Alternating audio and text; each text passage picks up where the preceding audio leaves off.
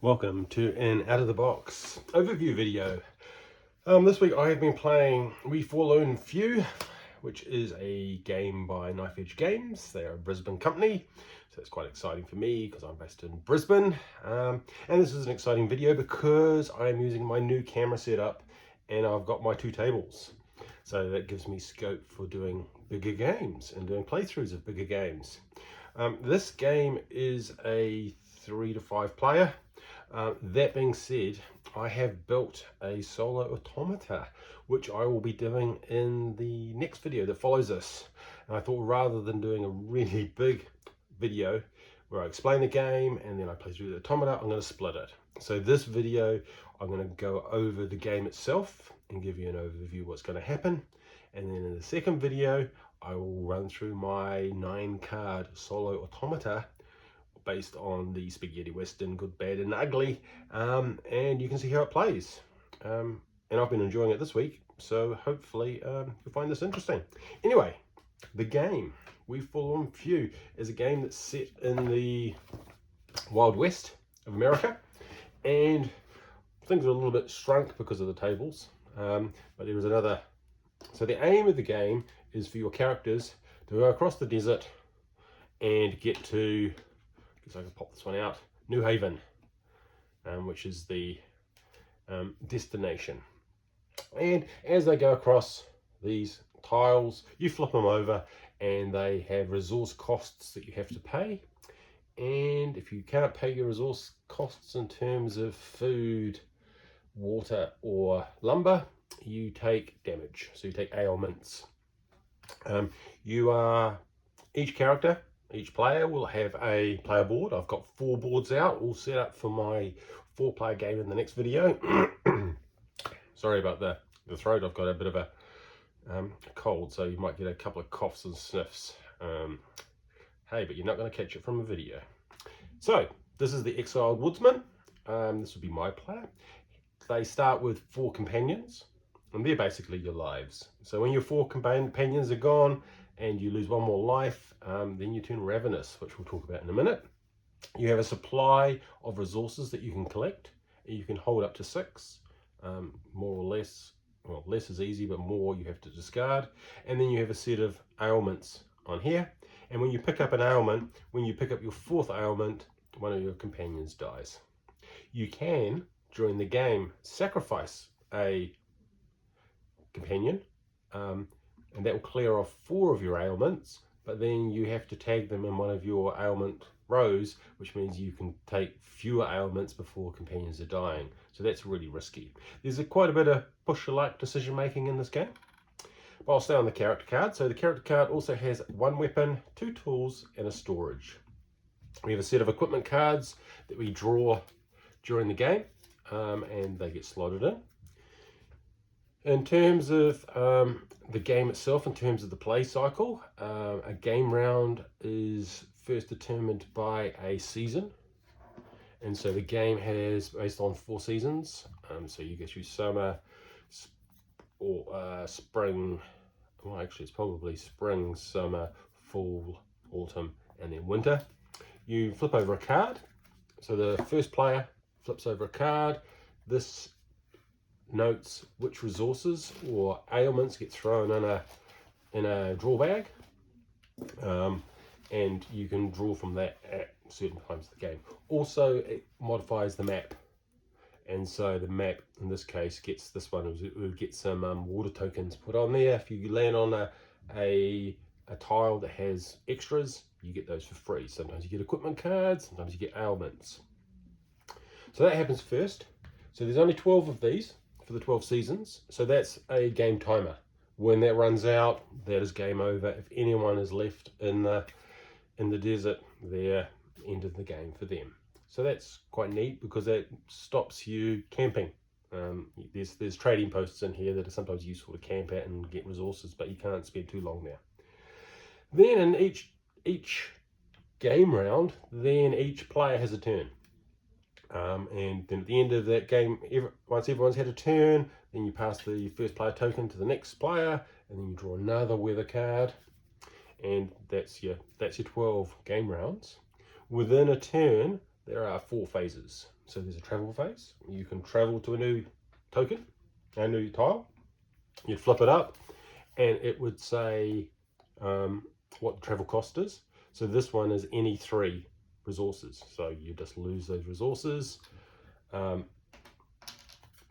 and that would be me moved on to there. Then you have a gather phase. If you've got any tools or equipment that allow you to get extras, so I've got a broad axe that allows me to get an extra wood. So getting weapons and tools is useful, so I get a free bit of lumber. And then I've got a choice.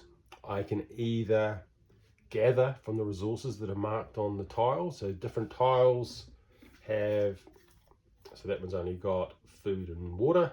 This one's got everything on it. And as you go through the environment, it gets more and more difficult.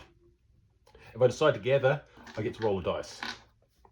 So if I get a 2, single dice, I get a 2. I can gather up to 2 things. If I get a 1, I get to carry 1 thing. If I get an X, I have to draw from the bag. And of course, the bag has been populated with potentially bad things as well. So you don't want to necessarily draw from the bag too often. That being said, you don't have to do the gather because that's a bit of randomness. You can just say, I'm going to draw from the bag. I'm just going to go for an explore. And so you can do that. Then phase 3 is camp. So you can recuperate. So if you've got any ailments, you can pay them off with the appropriate resources. So if you've got a broken wheel, you can spend some lumber and fix that, which is a good way of balancing that. And you can do your camp phases in any order. So there's 4 things you can do. You can recuperate, you can trade with another player that's on your or an adjacent tile. You can initiate combat with a player on the same or adjacent tile, or you can trade at the trading post. When you're trading, if you're playing multiplayer, you've both got to agree on the trade. You can trade resources, equipment, knock yourself out. If you initiate combat with a player, you roll 1 dice, or if you're like the self-made entrepreneur who has a pistol, they would roll 2 dice. And then it's as simple as he would get 2, I would roll and get 2, nothing happens. It was a draw. Say, let's try it again. Say he gets a 1, which is looking good for me, and I got a 2, I would win, and I could get 2 value from his board. So I could steal 2 pieces of resource, or I could actually take both his equipment cards, because each equipment card has a value on it, and you can use that to steal from your other players if you don't want to make friends. Yeah, so trading is a similar thing. You draw 3 cards and each resource is worth 1. So if you draw in each resource card, you draw 3 things. And if I wanted another axe or a snare, it would cost me 2 resource. And that's pretty simple as well. Then the bad stuff happens. You draw an event card. And in this case, oh, this is not a bad one. I choose a different traveller and they both receive a thirst and a broken wheel. So that's nasty. And yeah, and that would be my turn over. Everyone has their turn. You flip over a new weather card, put small things in the bag, maybe changes the board. Sometimes things get added to the board. Sometimes tiles get removed. So every game is going to be different. And I guess that's where we kind of end up with, I guess I could show you another move. Say I move to this one. If I was in this kind of configuration, I move to that one. I have to pay 3. So I could pay my lumber, and then I've got to take 2 ailments. So maybe I think, well, I'll take a broken wheel and a thirst and put those on there, because I know I can get some free lumber with my axe, pay that off. It seems easy, but as you start moving through the board, even if someone's turned over a tile, you still have to pay the cost. You can move backwards, and that just costs you 2 of anything, but you need to get to the end. First person, well, if you get to the end, it all goes well. So we go through that cycle of you have a game round starts, you do your weather conditions, then everyone has a turn, and you see how far you get. If all your companions die, and then you die, you're not out of the game. You become ravenous. And if you're ravenous, you are basically a mindless, hungry, trying to survive. And so when you turn ravenous, you get a hunger token. If you get 4 hunger tokens, you're then out of the game. You're definitely out of the game. When you're ravenous, you can move up to 2 tiles and chase down the other travelers. Then you combat them, and so you roll the number of dice that you have per hunger tokens. So say I was ravenous and I was chasing down the widowed heiress. I would roll 1 and get a 1. They would roll a 1. Hey, it'd be a standoff. If I had won, I would get rid of all my hunger, except for 1. Well, I would get rid of all my hunger because I'll get 1 at the end, and the heiress would lose one of their companions. So you basically go around chomping up other people's companions. If they'd won, I'd have to instantly retreat. At the end of the round, I retreat anyway. I have to move to a different tile, and then I get a hunger token. So if I've fed on someone else's companion, I'd be back to 1. If I'd lost the combat, I would get another hunger token, and then the next turn when I move, I'd be rolling 2 dice. And if that one failed, I would then get another hunger token, and then the next time I got to attack, I'd be rolling 3 dice.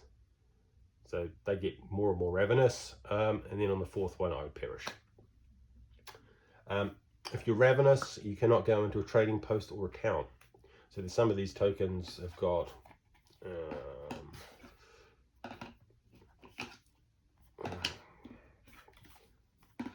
he says with hopeful, here we go. That one's got a trading post. So if I hid in there, the ravenous characters wouldn't be able to get me, and after a couple of turns they would die off. But of course you're still going through that clock timer and you've still got to get across the board. In terms of replayability, there's a truckload. You shuffle up all the tiles. They're graded from 1 easy to 2 medium to 3 hard. So there's zones as you go through. They all get shuffled up, so they're all got to be different every game. The seasons, you get a whole lot of seasons. I think you get 5 of the main seasons, but you only need 3 because there's 4 seasons and you have 3. So you actually shuffle those up and pick 3 out of 5. So what happens in the seasons is going to be fairly random as well. At the end of every player turn, they get to draw an encounter card, and there are a lot of encounter cards. There's probably up 200 or so. I haven't counted them. When I've played through, I only get through a small portion of these. You don't draw an encounter card once you've gone ravenous. So yeah, so there's a lot in there. The push your luck is deciding of whether you want to stay where you are, risk combat with other players, or you want to move to the next hidden token. You don't necessarily know what's going to be under it. It could blow out one of your ailments, kill off one of your companions. By the time you get to this stage, people are turning ravenous, you've got ailments, you don't have many companions left.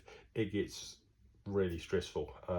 When I played my last game of my automata, I was like here, the automata won. They'd been fighting off all the ravenous characters, and I just couldn't make it because I just didn't have the resources, and I lost. So yeah, I think that's covered everything. I think it'll be really good fun with three players.